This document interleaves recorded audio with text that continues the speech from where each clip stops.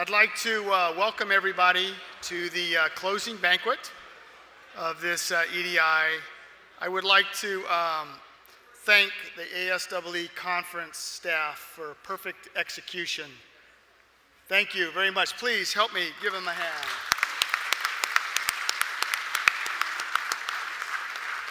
And now it is my honor to introduce my colleague and friend and co-chair, Renu. Thank you, Bob.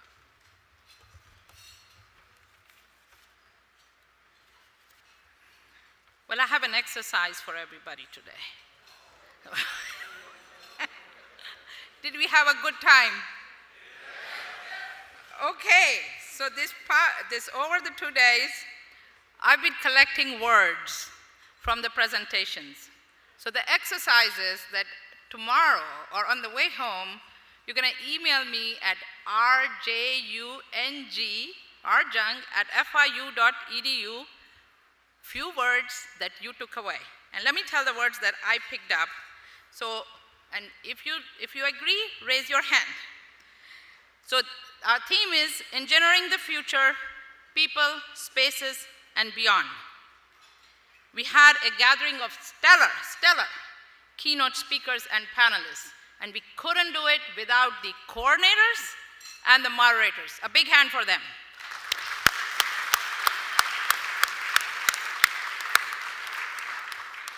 So here are the words I heard.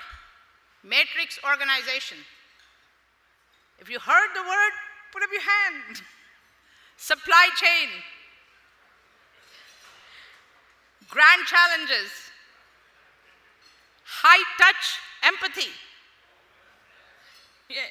Socially engaged and socially conscious. Communication and awareness of implicit biases.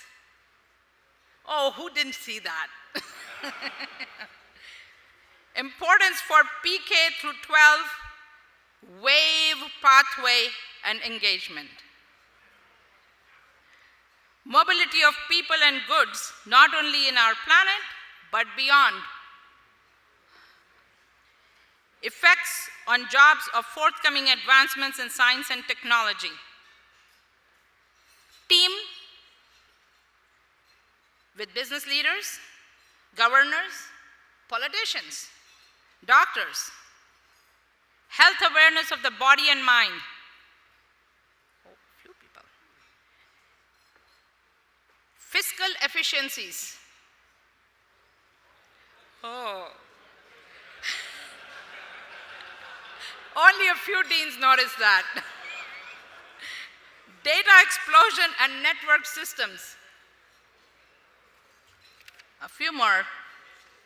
I was reminded that Elon Musk not only is sending things into space, but he has started a company called Neuralink. So we will be looking at minds being sent into space. You know. Power of technology, elegance of mathematics. Design for function. And my favorite was, this is not a robot, it is a machine to build kids who will change the world.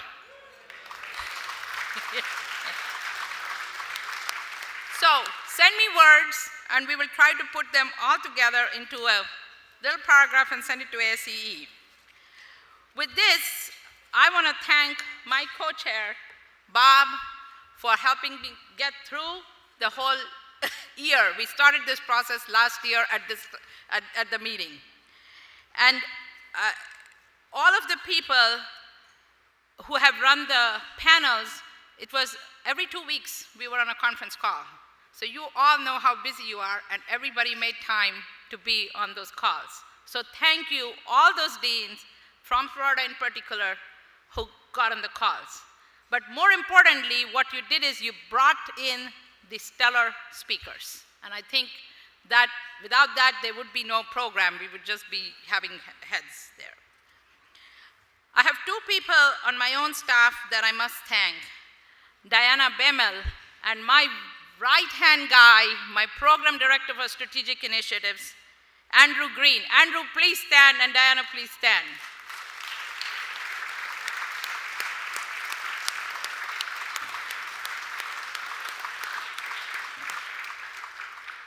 And of course, all the members of ASEE, Nathan Cal, out there. And then I would like Patty and Ola to come up.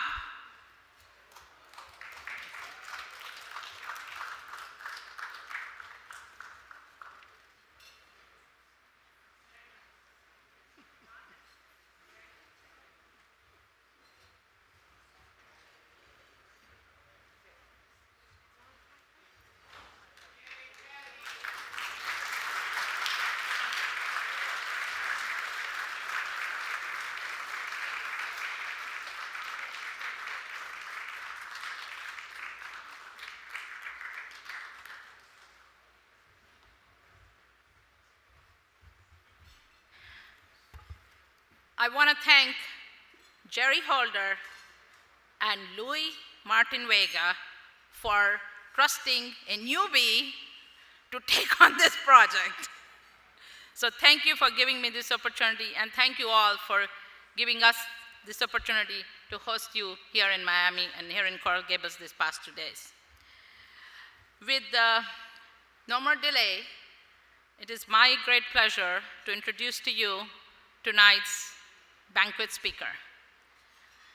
Dr. Thomas Russell was selected as the Deputy Assistant Secretary of the Army for Research and Technology and Army Chief Scientist in April 2016. He is responsible for policy and oversight of the Army's Research and Technology program, which spans 16 labs and research, development, and engineering centers, employs nearly 12,000 scientists and engineers, and has an annual budget that exceeds $2.4 billion. In this position, Dr. Russell is charged with identifying, developing, and demonstrating technology options that inform and enable effective and affordable capabilities for the soldier. His science and technology portfolio covers basic research for demonstrating components, subsystem manufacturing technology, and technology systems prototypes. It is executed by the Army's research, development, and engineering labs and centers, academia, and industrial and international partners.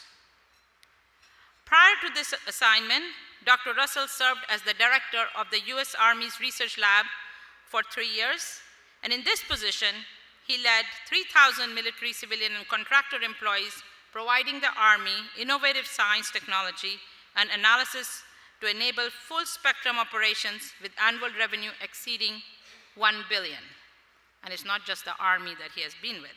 Prior to joining the Department of the Army, Dr. Russell served as the director of Air Force Office of Science and Research, where he oversaw the management of the Air Force basic research investments.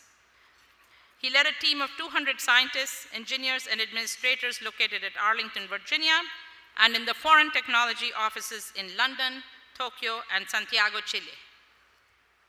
Dr. Russell served as the director of the Aerospace and Material Science Directorate within AFSR, where he was responsible for the Air Force's basic research programs in aerospace, chemical, and material sciences. Before that, Dr. Russell served with the Department of the Navy.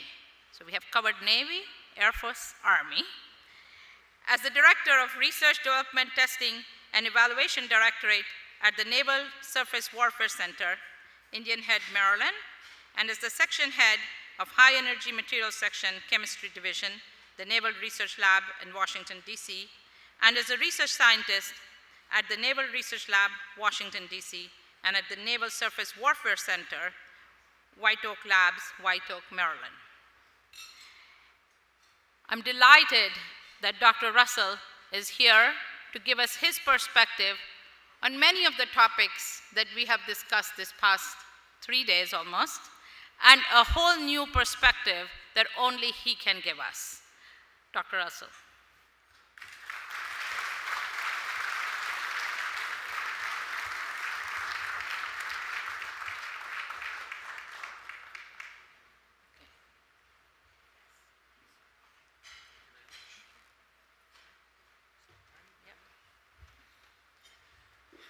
Well, thank you very much for the kind introduction. If anything, my bio says I just can't hold a job. Sorry about that. So I have to say, I've given a few talks as the last talk of a conference, but I can't ever remember having this many people attend that talk. So it's actually nice to actually have more than 3 to 5 people in that last session on the last day, and hopefully I can talk about a few topics that you'll be interested in. So I asked the question when I got here, what would be of interest, and of course, it's nothing along the lines of what's in my view graphs that my staff put together, but we'll see if we can weave in the conversation with what my staff actually prepared. So are we going to pull up the chart? Oh, there we go. Look at that.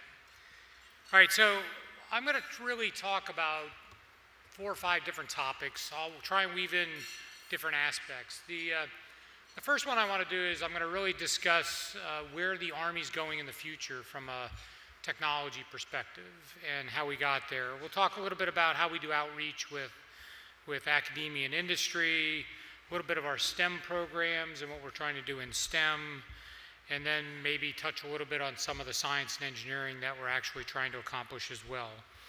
And in that, I'll try and weave in, which one of the questions I got when I first got here is, how do you do business with DoD?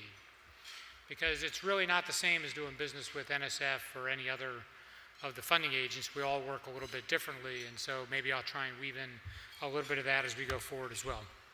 So let me just start off with, since I manage the S&T program for the Army, really what are the principles? And I don't think they're any different than what you would expect, right? We really have a balanced program. The program is really focused on a very broad spectrum in time, right? So our interests are really, how do I support current activities? How do I ensure that people going in harm's way have the best technologies capable? And things that we're working on today that we're transitioning very rapidly into the current force are things like autonomous appliques where you can actually modify current vehicles and do different types of autonomous activities. We actually have some unmanned aerial systems that are today working in collaboration with Apache and other vehicles, so we actually have human-machine interface work going on. So there's a whole host of activities that we've been transitioning both out of the science and engineering to really help improve our capabilities today within the service. We're also looking to the future, right? Because really the challenge here is not about today, it's really about how are we thinking about the future. And based on the conversations that I had briefly when I came here and hearing the title of this conference, the future is not just about the technology, it's also about the people, it's the infrastructure, how do we support that? How do we really begin to transform where we need to go in the future from a total workforce perspective? And that's a challenge at this point in time, and I'll talk about that a little bit. How do we get kids engaged and interested in science and engineering? And then more importantly, all right, I didn't push a button, so. See, they just don't want me to talk on that view graph. More importantly, how do we actually get them interested in areas that are, where we have jobs? Because the fact of the matter is, one of the things which I've been advocating for years and is beginning to change in policy is that we really have a STEM program which is based on a supply-side economics business model, and the challenge isn't supply-side economics. We know supply-side economics doesn't work. It's really about how do we create those jobs for those kids and make them attractive where there's actually an opportunity for employment. And that's how we'll actually get kids interested in going into science and engineering. We do have to do the seeding for that supply side, but we also need to create the demand for those jobs as we move forward. And for us, it's really beginning to start creating that supply side for the future. What are specific areas that we're interested in working on in the future, not just in the Army, but across the Department of Defense, and how do we train that next generation? So we have activities in neuroscience, cyber, high-energy lasers. There are medical community activities. We do a lot of virus development for Zika. In fact, the Zika virus, which is being tested today, comes out of the Medical Research Command at MRMC. The dengue vaccines, the malaria vaccines are all being driven through Army funding, not actually from NIH and others. So there's a huge medical program. So we typically talk about this more from the materialistic perspective, but really the portfolio is actually very broad. I'll skip that. Well, maybe I should. Maybe it's important to go back. One of the things that we've been talking about, or I've been discussing with the chief and secretary, is that, if you're going to have an S&T program, it really needs to be sort of an investment program. And what I mean by that is it can't be purely about the near term. So today, the portfolio, if I look at what's going on in Army S&T or across the Department of Defense, it's really focused on how do I solve problems over the next 7 years. And what I find in the academic community is we've actually driven you to that same time scale. How do you really solve problems over the next 7 years? And that's a good problem to solve, but everything can't be invested in how do I solve problems over the next 7 years.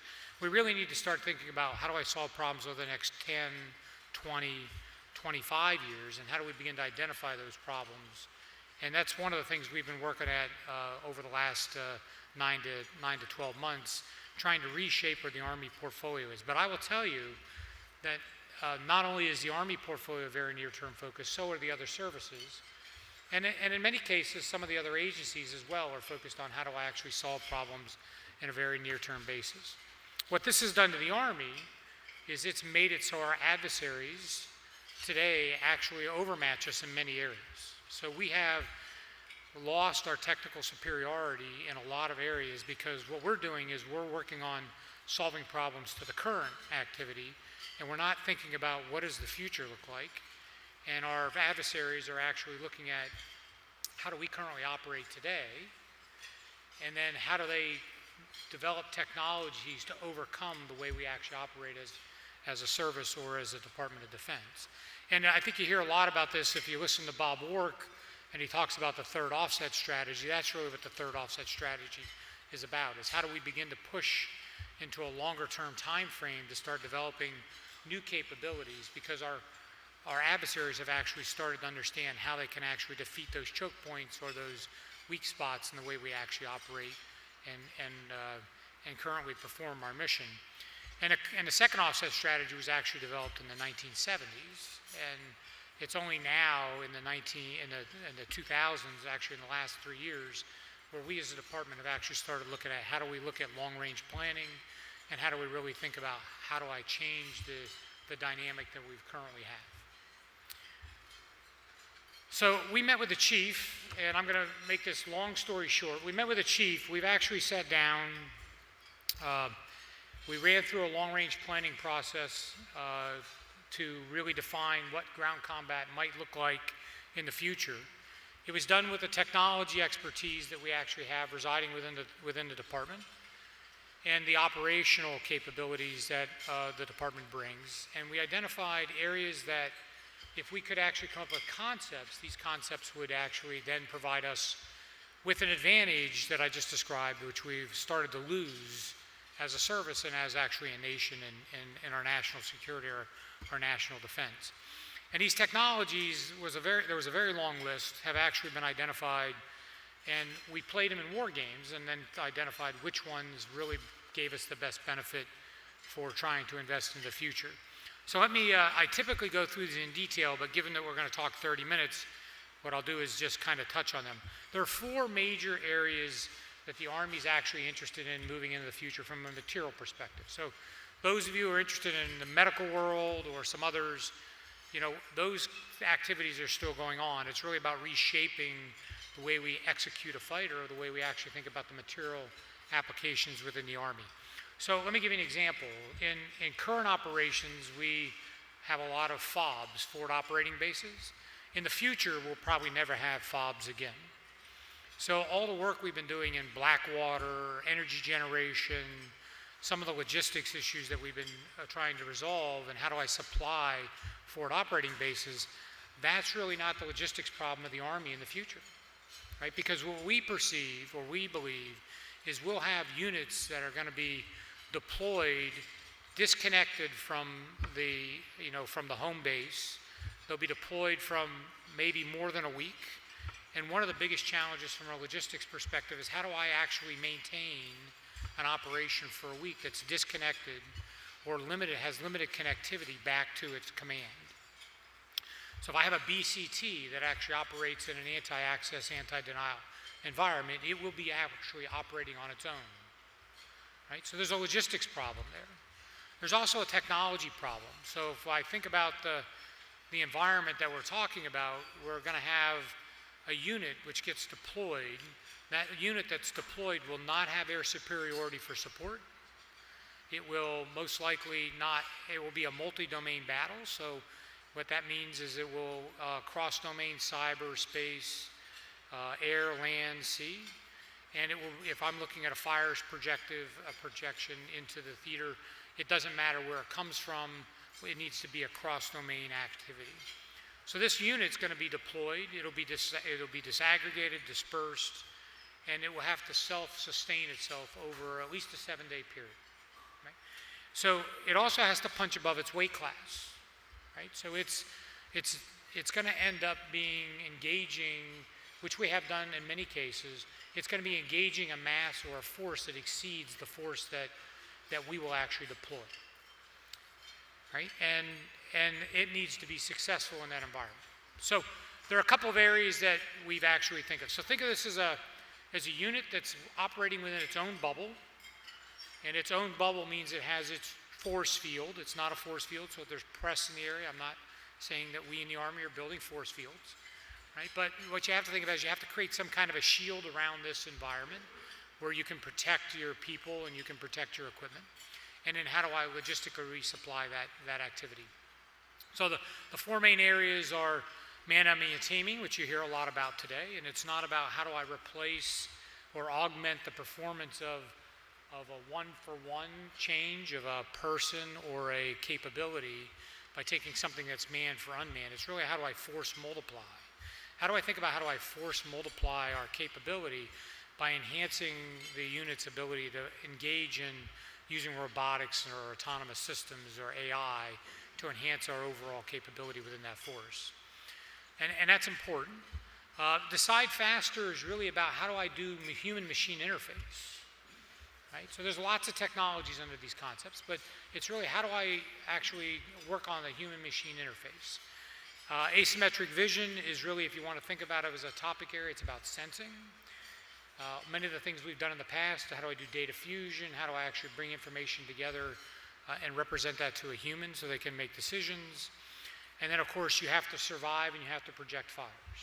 So let me tell you what the biggest challenge is to this whole thing, or at least this is a Tom Russell opinion. So the first thing is this requires a network we've never developed, right? It's not, in my opinion, going to be a traditional homogeneous network. It has to be something that's highly heterogeneous. We'll probably optimize whether it's on a small unit or a unit, a BCT level. We'll probably optimize that network to do different types of operations, which is not the way we think about networks today. We think about building networks that are homogeneous or singular as opposed to heterogeneous. They do have to be interoperable. We have to protect them.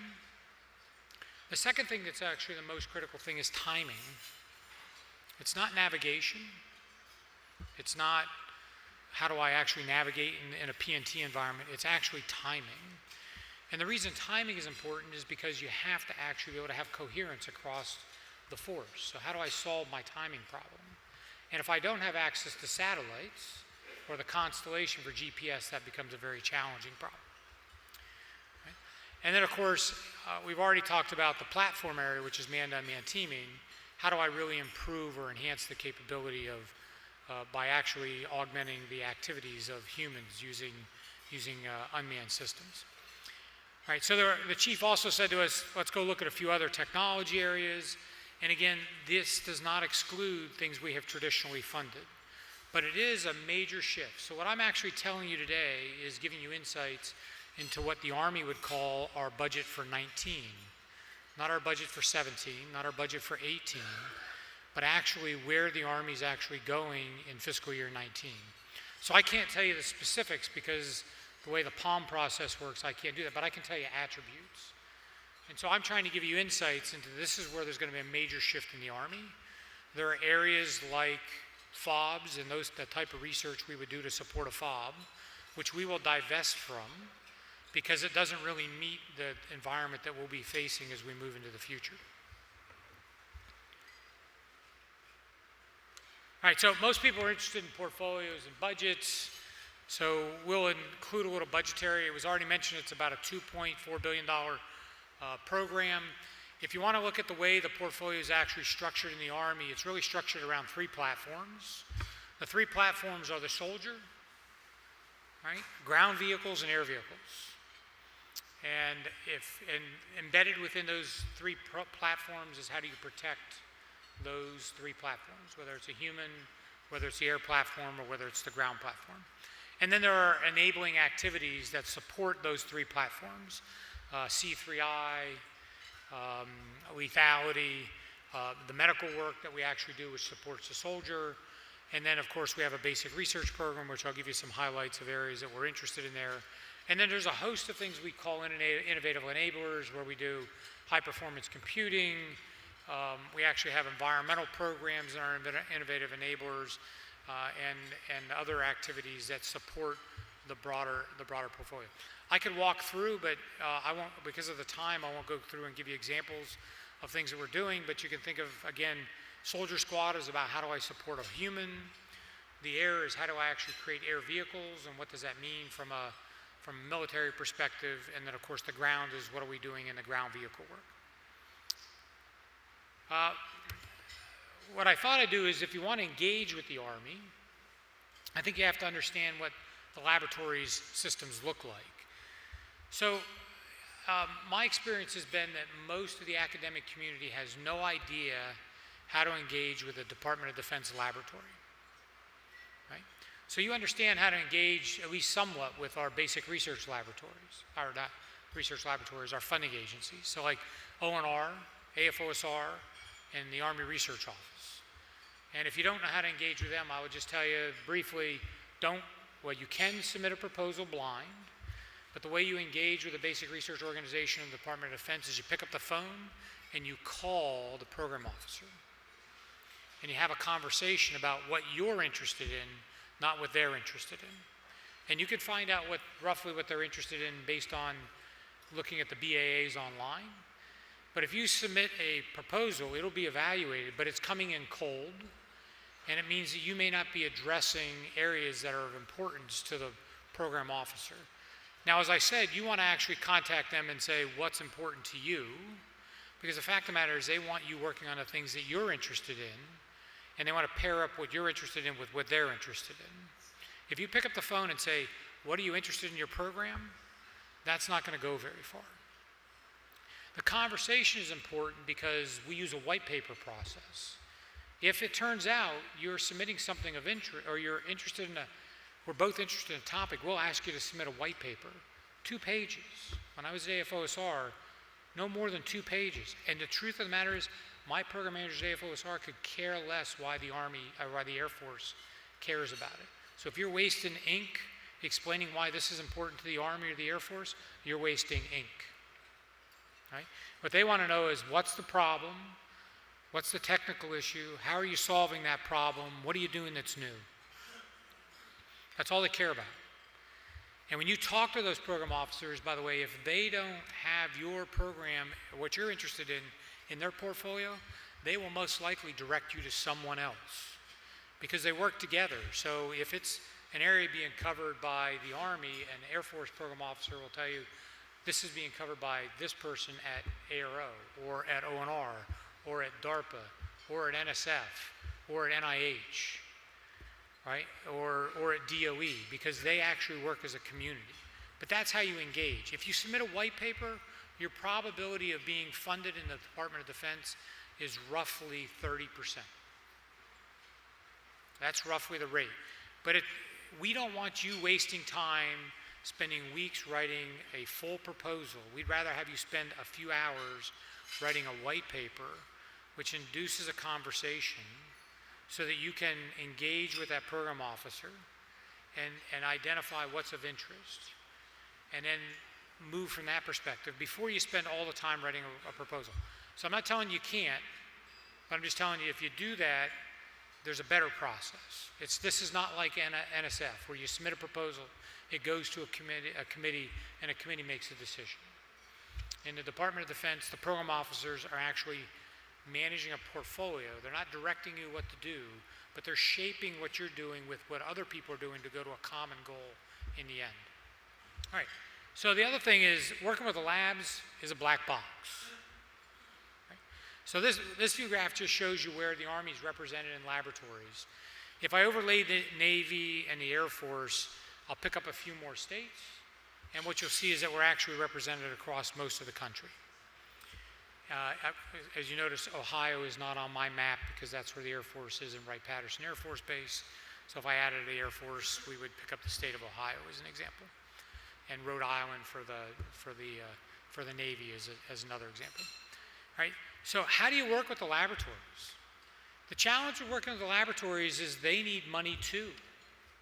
So when you walk in to have a conversation with a researcher from a Department of Defense laboratory, and you ask them how to get money, that would be the same as them walking up to you saying, "Can you fund me?" Right? I want to say that again.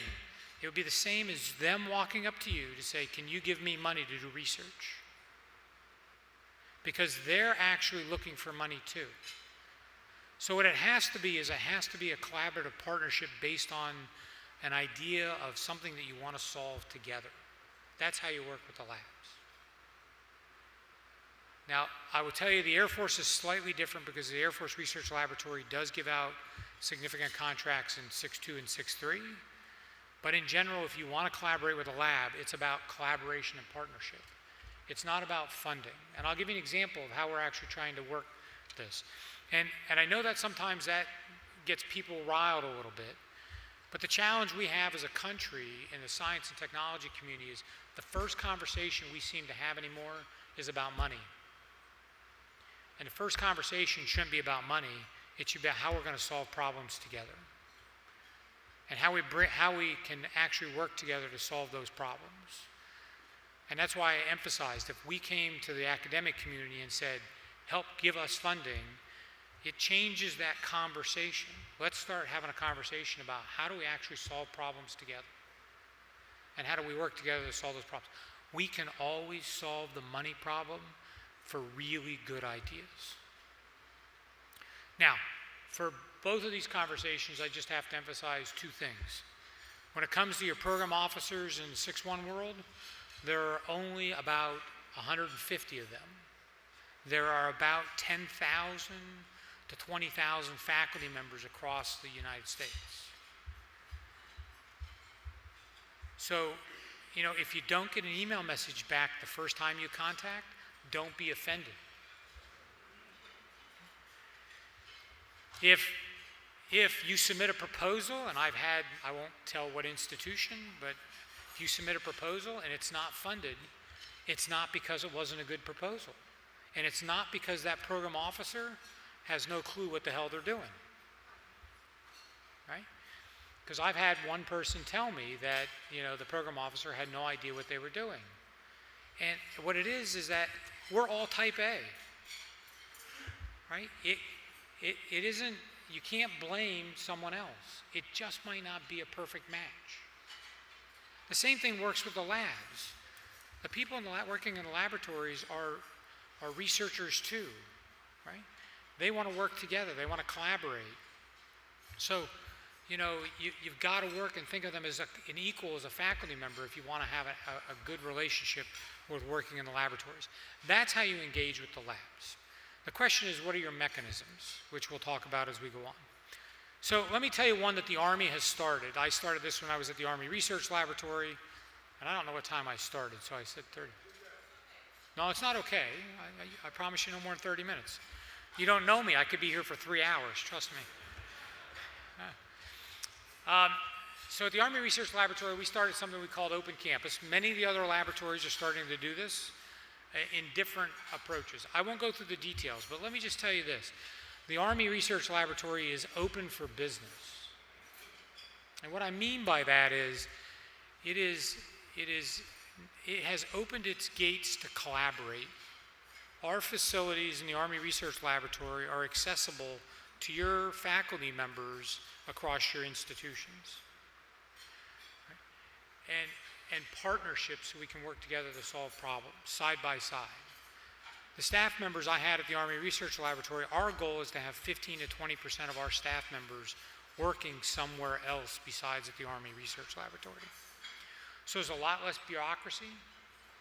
There's access to facilities. There's open research areas where you can work. We have a clean room. I know everybody will say we have clean rooms. There are some unique capabilities in clean room facilities at the Army Research Laboratory.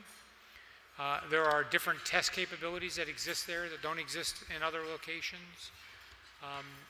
There's consistently collaborations that are going on. They're now building a hub and spokes model, which we'll talk about, to do better outreach, because it's not about coming to the Army Research Laboratory. It's really about how do we partner across the entire S&T community, across the national environment, or this ecosystem that we actually have. And look, the challenge, what I would tell you, and if I could do an hour presentation just on Open Campus, the challenge which has happened is that the way the system was set up, based on Vannevar Bush's paper post-World War II, is that industry, academia, and the government laboratories were supposed to be a collaborative ecosystem that solved problems. That's the way the system was actually established. We were technologically surprised by the Germans, right?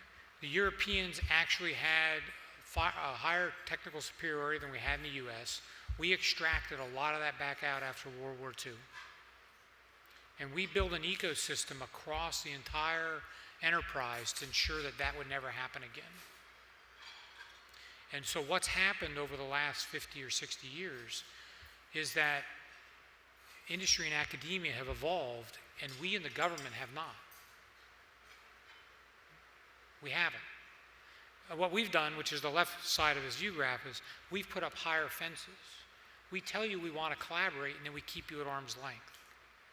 What the Army Research Laboratory is trying to do is they're trying to get rid of the fences, and we're trying to get rid of keeping you at arm's length.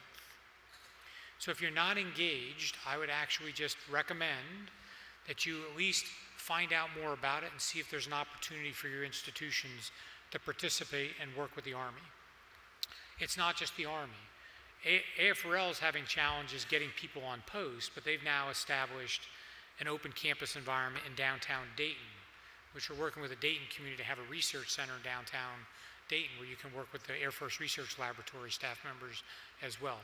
The Navy is trying to actually figure out how to do similar things. We are trying to reach out to you. We need you to reach out to us. But again, remember, it's about solving problems. It's about solving problems. So from this hub and spokes model, ARL has now established research laboratories in California. It's just announced and established a research laboratory in Austin, Texas. It will establish, it's in the process, it should have been announced, but there have been some challenges in Chicago. And not on this chart, and my colleagues who have followed me at the Army Research Lab would be upset if I told you this, but I'm going to tell you anyway. There will actually be one in Boston, and we already have a facility down here in Orlando, which we're actually looking to expand as well. And the reason for this is it's really getting back to the model, the way the National Bureau of Standards was established originally. It was dispersed across the country. It was meant to tap into the skills and capabilities across the United States, not centralized into one location. So this is what we're trying to do in the Army. We are coming to you.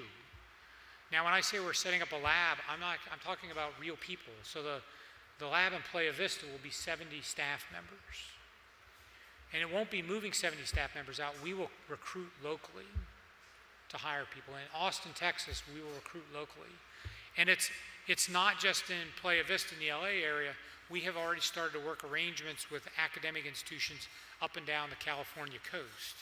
At Stanford, UC Irvine, Riverside, UCLA, where we actually are building partnerships to work again with the community. The same thing in Texas. So it's not just at University of Texas, it's with the Texas A&M system, with the entire University of Texas system.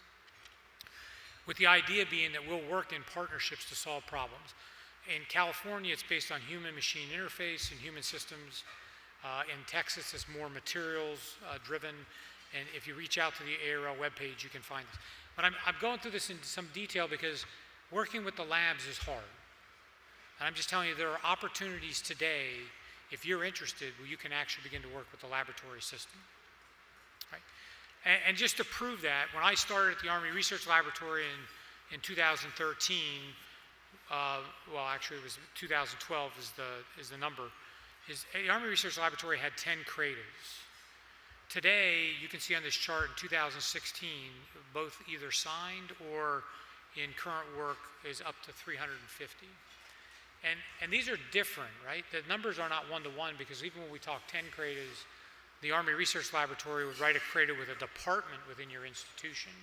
We no longer do that. We write it with the institution, right? Or the system. So we have one creative with the entire University of Texas system with its 13 universities, or with the entire North Carolina system, or with the entire University of Massachusetts system.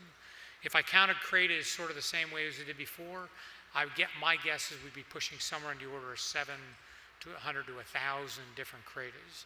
And this has occurred over a 3 or 4 year period. A lot of people on site. We've got about 500 visitors currently coming to the laboratory. And it's, by the way, it's international. So one of the questions I get with staff, with a lot of academic institutions, we're interested in your international students. We have international students who come and work at the laboratory, including from places like China and Iran. So we are truly open to trying to collaborate, because how do we collaborate with your faculty members if we can't collaborate with your students as well? And the last thing I'll talk about this, there's also a set of centers. I would encourage you to, again, go look at this. There are 10 different centers which have been established. This is one in additive manufacturing. The Additive Manufacturing Center brings together both industry, academia, and government laboratories to work on problems jointly together. The poster child for this is really a battery materials center, which actually currently today has almost 300 partners across the country with academic, industry, and government laboratories, where there's no money exchange. We sit down and have workshops to identify what are the big problems we can bring together to solve. How do we bring together the students, the faculty, the researchers, the capabilities, the infrastructures, and then how do we share all those to actually meet a common goal at the end, right? We fund a lot of universities. I've just got the 10-minute mark and I want to answer a few questions. Basically, you can see we're engaged across the country as the United States Army. If you're interested in basic research, we are really trying to push the frontiers. So because I spent too much time on others, these are some of the big areas that we've actually started to invest in. One of the ones that most people like to talk about would be quantum. The Army's interest in quantum is we're interested in quantum networking. We're not interested in quantum computing. We're interested in how do I actually build a true distributed network, and how do we actually do quantum sensing. Those are our two major emphases.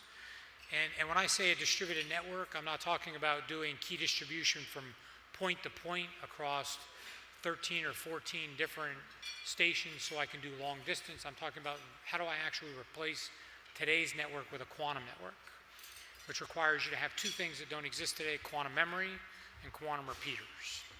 And so that's really the emphasis of what's going on in that program. There's a whole host of other things in advanced energetics. There's a lot of neuroscience. We work with NIH in the medical community. In the neuroscience world, there's the Internet of Things from a battlefield perspective is not the same as you would have in a commercial world. The challenges are different. Obviously, position navigation and timing is important to us. As we mentioned, nanosciences. So you can see some of the list. The artificial intelligence and machine learning is really important. One of the things that we're doing is how do we actually have humans teach machines through using EEG.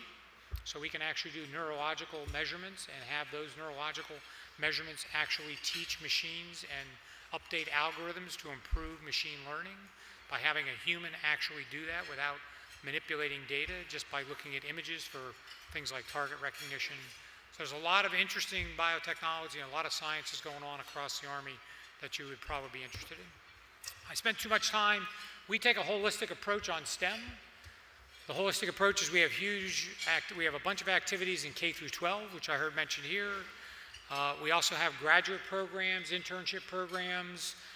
We also have our research partnerships to bring in students into the laboratories.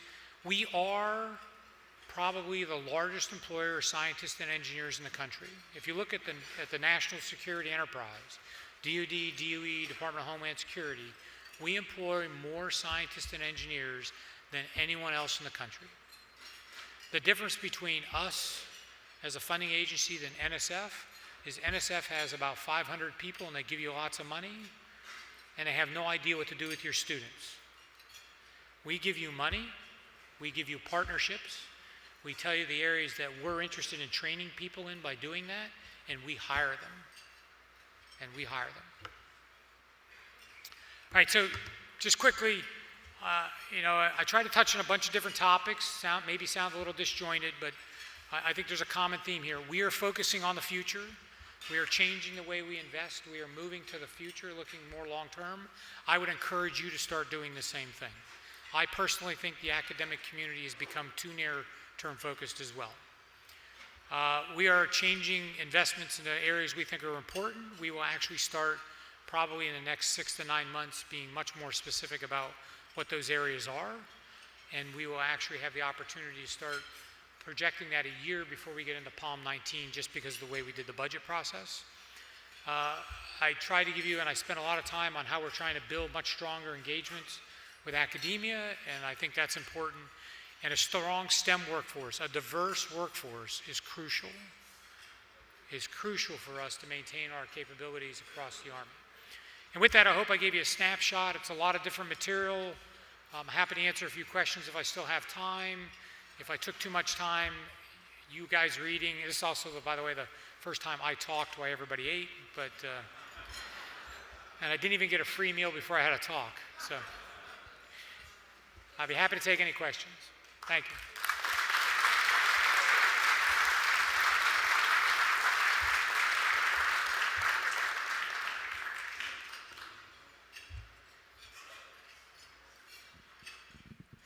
What opportunities does the Army have for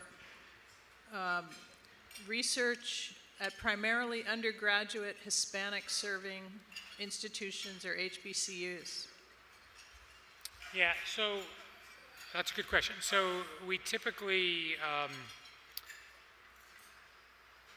so in the undergraduate realm, what we typically do is we don't actually fund a lot of programs, meaning research programs, but what we do is we actually have lots of internships from undergraduate.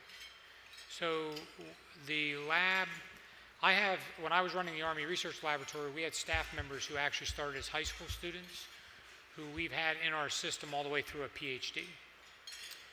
So we have, so from an undergraduate perspective, there's probably about 1,000 undergraduate students who come to the Army Research, just at the Army Research Lab. They also have similar programs at all the other laboratories where they have opportunities to come in. The open campus is an interesting activity for ARL because as an undergraduate institution, you can actually partner and do research as well. So we do this also with undergraduate, and we're trying to engage in the liberal arts colleges, especially in the summertime. And then we also have some significant HBCUMI activities trying to outreach to some of the more diverse institutions to try and tap into that workforce and engage. To us, what happens is if a student spends time with us in the labs, they want a job. The problem is in most cases, they don't understand what it is we do, but once they experience it, they want to stay. So we're open to trying to build those relationships as early as possible. And just, there's a thing called AEOP, Army Educational Outreach Program. You can look up AEOP online. That would give you some of the names of the specific programs and internships and things going on across the program.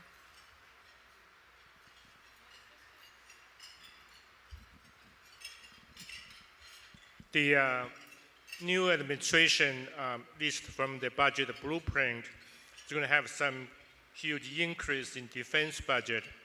I wonder if you can comment on how much of that will be going to research and development, particularly towards basic science, basic research? So, okay, so I can't speak specifics on budgets, but let me give you some attributes, okay? So what I see in the supposedly large budget increase, I'm sorry, I didn't mean to say it that way. This is a non-attribution, this is a non-attribution discussion, right? So the first phase of budget increases are focused on readiness. And what that means is how do I actually get the force across the Department of Defense, you know, at a state that it's not in today. So when when you hear things about this $54 billion budget increase, it's not focused on the R&D accounts. It's really mostly focused on how do I you know, improve readiness for the force, and then how do I start thinking about modernization? And modernization would be how do I start doing more acquisition? If there is a trickle-down effect that occurs into the R&D S&T accounts, it'll happen later in time. But my experience is I usually don't bet on things in the budgets in the Department of Defense 3-4 years out. So I don't expect at this point to see any significant increases in S&T. I do think that our S&T program will stay stable. And what I would like to see is a little more investment in R&D. We don't actually spend enough money in the R&D accounts to actually transition things out of S&T. So I think the Army, I'm on record with the chief telling him I wouldn't increase the S&T program, I would increase the R&D program, the 6-4 program, where we actually can start doing some, you know, good engineering and systems engineering to bring systems together and develop systems without requirements. That's where I think you might see some increases as we move forward over the next couple of years.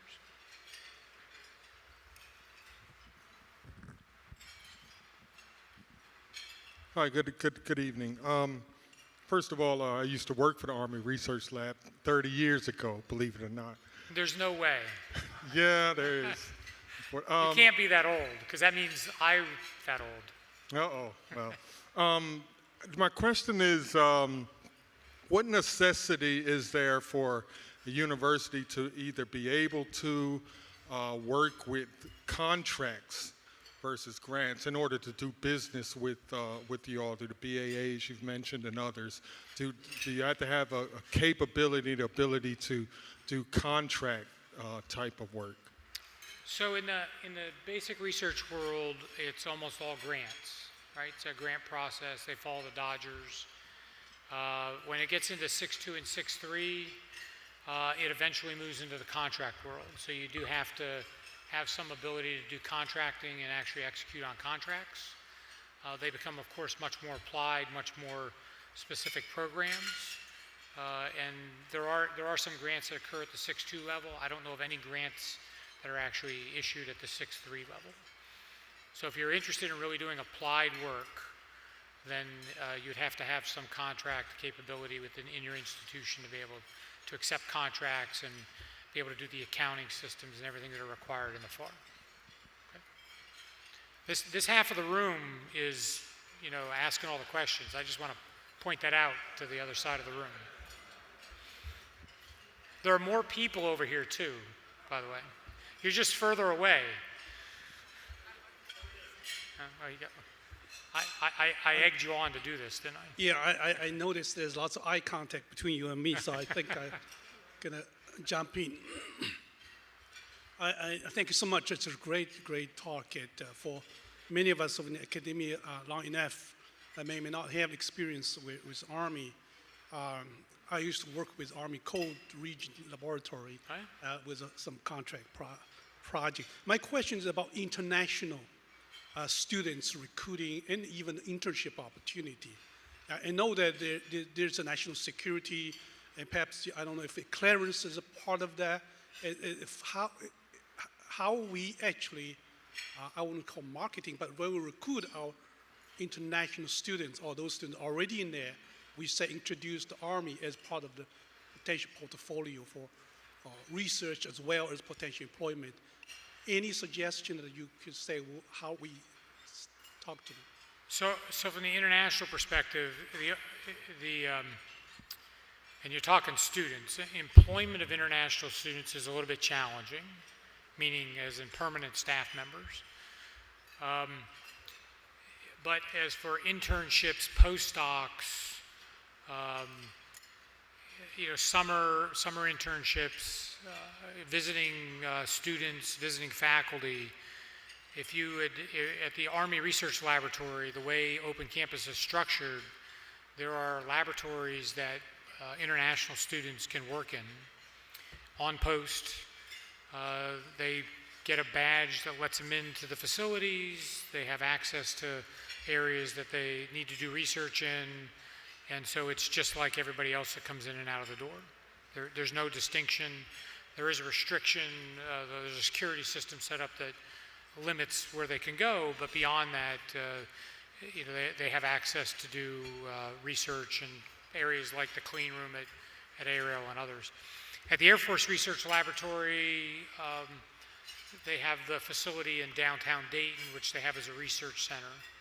The satellite campuses I mentioned for Army Research Laboratory are purely open. They have no restrictions on them at all in access to being able to come on board.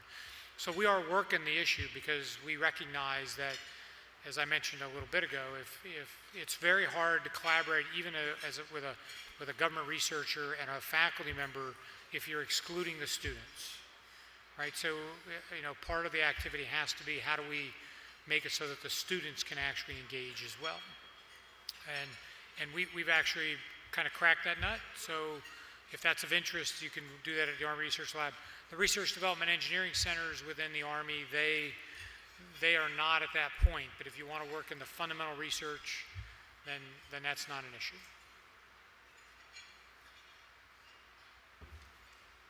There's another hand over here. Am I allowed to do that way? We have a little more balance. It was 3 and 2 then. I think I'm up next. Thank you. Sorry. Yeah. Thank you for your talk. This was very good and good information. Do you have, in terms of recruiting students from our institutions as future employees in the Army, do you have any preferences in terms of institutions? Is the location of the labs correlated with how many students you recruit from a particular institution? And what would you suggest for the students who are interested in working at the labs or your organization to do? So we have no preference of where they come from, right? So I'll speak for Army Research Lab since I ran it 9 months ago. We recruit nationally. We're not looking to say we're only recruiting a local population. Fact is, from a diversity perspective, I personally don't think that's the way you want to actually build a workforce in a 3,000 person workforce in a laboratory. You want diversity of thought, you want diversity of culture, you want a broader diversity to solve problems. And so you don't want to recruit just from a single institution or just your local institution. So there's no limitation. There are a variety of internship programs that you can go on web pages for the different laboratories to see what they are. Many of them are applied through the Pathways program, as an example, and those dates probably are passed for this summer. They typically occur in the November-December timeline, and then they open back up again in early winter. And they're currently selecting the internships that they would have at the laboratories for the summer now. So we're a little out of cycle for that. But let me give you an example, because we talked about the Army Research Lab, the CERDEC, which is the Electronics Laboratory Research Development Engineering Center, which is at Aberdeen Proving Grounds. They have internship programs. They're working very hard to bring students in, especially U.S. students, because they want to they need to fill a workforce that was bracked many years ago, and so they're trying to actually recruit a next generation. I know of students who have gone to CERDEC. They come in under Pathways as a government employee. The director is, for those students who are doing exceptionally well, and by the way, this would be undergraduate students, which was the question which was asked here. They get hired on permanently after they graduate from college.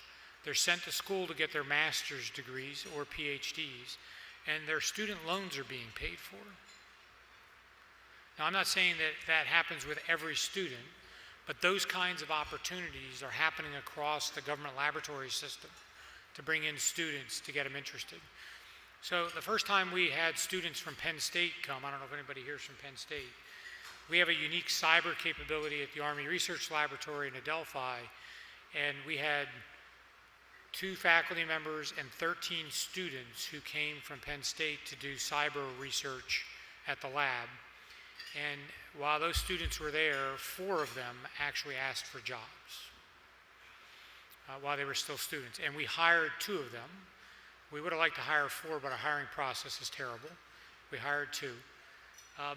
And they were interested in the jobs because of the work, not because of the salary. It's very hard to hire people in the cyber area. I'm sure you guys are experiencing this too, just because of the salaries. But they got exposure to the kind of work that they would be allowed to do as a government researcher, and they were more interested in the science than they were making a little bit more money. And so as students, they came and said, we would like to work here. So getting the experience is really important. So there's lots of opportunities. We don't advertise them well, so I come to places like this because what I'm trying to do is make it so you're aware, so you can help us communicate that there are opportunities and don't pass up those opportunities. In Playa Vista, California, last summer we had 25 or 30 students from the Southern California area who actually came in as summer interns at the Army Research Laboratory in LA. I don't remember how many applicants had come in. It's probably twice that for those 30 positions. And we did that in 2 weeks. We advertised and did that in a 2-week window to bring them on board. Yes, sir. Thanks for your presentation. I was struck that the design center for a lot of your early slides was around the human warfighter. And for those of us in the field, we think about things like 3.5 million truckers in America who may be out of work in the not too distant future due to automation. When are you forecasting that the warfighter becomes a robot, becomes autonomous? I'm not forecasting the robot the warfighter ever becomes autonomous. Okay, so I don't think, from an offensive perspective, a machine will ever make a decision. At least not in my lifetime. Right? There will always be a human in that final decision process. A defensive activity might be a different story, right? So if you even look at today's systems like active protection systems, which are countering rockets or other weapons, there's not enough time for the human to actually make that decision. The machine has to decide to respond. If the human responds, there's not enough time in the OODA loop to actually respond. So I don't think we'll replace the soldier. I think we'll augment the soldier's capability. We'll enhance their ability to execute a mission by giving it teammates that are non-human. And then that soldier will actually be in charge of those teammates and how we actually execute that. So I think it's the way I don't think we'll reduce the force in people when it comes to war fighting. I think what it is it'll be the way we augment our ability to execute a mission with fewer people than maybe an adversary might have. Now, when it comes to logistics, I probably don't need a soldier driving a truck in the future. That's a different issue. I probably could do autonomous logistics. There are a lot of areas that I could probably take the soldier out of that we could use autonomous systems to do, but that's not I wouldn't call that a warfighting function, even though it is, but it's not what I think you meant by a warfighting function, right?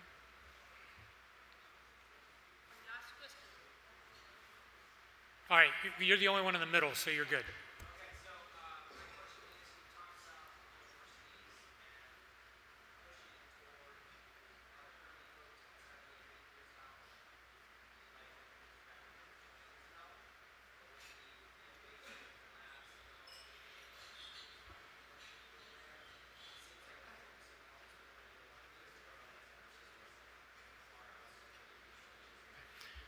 All right, so I'm going to try and repeat the question because I barely could hear it, so I know the people at the end couldn't hear. So the question was, I was pushing for universities to be more long-term focused. The current innovation push is pushing universities to be more near-term focused. I think that was the recap of the overall. All right, and it's a dichotomy. So, so I agree. I think industry is too near-term focused too, by the way. There has to be a balance, right? So this is what I told the chief and the secretary. I'll just tell you what. So I told them, I said, so if I look at the Army's investment portfolio, which is the S&T program, and you think of this as an investment portfolio, it's invested in one commodity, right? So think of this as your retirement portfolio. So in your which is exactly what I told them.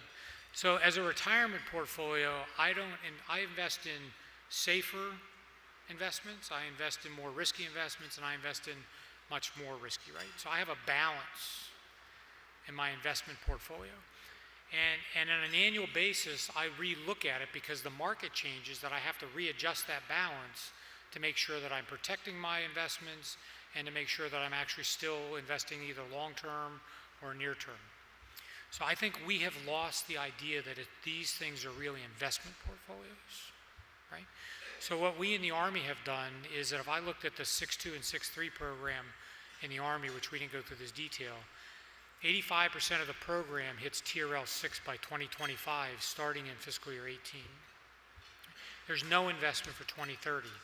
The chief stands up and says, we're going to fight a war. The nature of war will be the same. It's a human endeavor, but the way we fight wars will change dramatically after 2030. So my question to him, who's investing in that? No one. Industry invests in 3, 5, and 7 years, right? You're telling me in your innovation hubs and stuff that you're generating in the academic institution, parroting your words, you're beginning to invest in 3 to 5 years because that's where the ROI is. So who's investing for the longer term? I think you guys need to start investing more in the longer term as well. Right? We are. And as long as I'm in this job, that's going to be one of my stump speeches. We're becoming way too near-term focused. That doesn't mean we shouldn't still be near-term focused. It means you have to balance your investment strategy.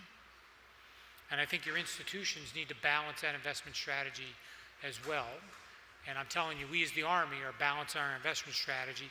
And if you look at it that way, which is also what I told the Chief and Secretary, when I look at it this way, it's not a technology portfolio to start, right? Because as a technology portfolio, there are too many problems I have to solve in the near term, so you never let me look in the long term.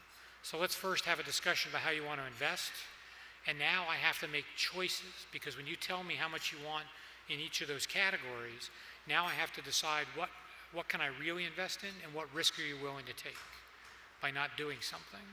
Now we can have a real strategic discussion. I guess I'd put it back on you. Are you having those discussions in the academic community today? Or are you thinking about how do I just innovate and create new technologies, which to me is the exploitation of things I already know. That's what innovation means, right? I already know something, I'm exploiting it for an application. I'm not discovering things. Is that the investment strategy your institutions want to have? If it is, there's nothing wrong with that. Just depends on how you want to invest. Okay? Thank you very much. A big hand of applause.